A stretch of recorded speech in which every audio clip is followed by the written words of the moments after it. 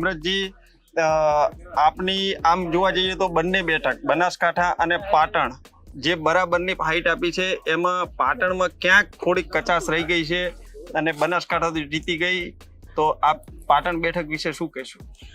પાટણ બેઠક ચૂંટણીની પ્રક્રિયા જે હોય એ ચૂંટણીની પ્રક્રિયામાં અમે હાર્યા છીએ. મત ચંદનજી ઠાકોર કરતા હરીફ ઉમેદવારને 30,000 મત વધારે મળ્યા છે. પણ પાટણ લોકસભા સમાવેશ સર્વ સમાજે કોંગ્રેસના ઉમેદવારને જે આવકાર આપી અને જે મત આપ્યા, તમે જોશો કે 1 થી 15 રાઉન્ડ સુધી ચંદનજી 21,000 મતથી આગળ હતા.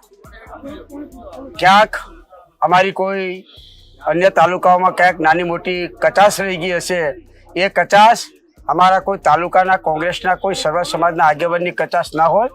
એ કચાશ સ્વયં અમારે સ્વીકારવી પડે કે એક ધારાસભ્ય તરીકે અમારી ક્યાંક કોઈ મતદારોને રીઝવવા માટે ક્યાંક અમારી કચાશ રહી ગઈ હશે. અને મારા સાથી ધારાસભ્યએ લેટર પેડ ઉપર લેખિત મીડિયા સમક્ષ કબૂલ્યું છે આ રીતના ધારાસભ્યએ કે ભાઈ મારા મત વિસ્તારમાંથી જે લીડ નથી મળી એ લીડ નથી મળ્યો અને દોષ મારો છે. મેં ક્યાંક આ બાબતથી ના લઈ શક્યા હોય. સમગ્ર પાટણની અંદર આપ જો કે કાંકરેજે 17,000ની લીડ આપી, વડગામે 39,000 ઉપરની લીડ આપી, સાથે સાથે સિદ્ધપુરે 30-35,000ની લીડ આપી, ખેરાલુની અંદર એ લોકો 40,000 કહેતા તેની જગ્યાએ 11,000 આવીને ઉભા રહ્યા.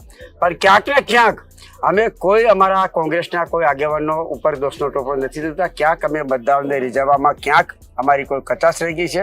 આખરે જનતા એ સર્વોપરી છે, જનતા જનાર્દન છે અને જનતાએ જે ચુકાદો આપ્યો છે એ અમે માથા ઉપર ચડાવીએ છીએ.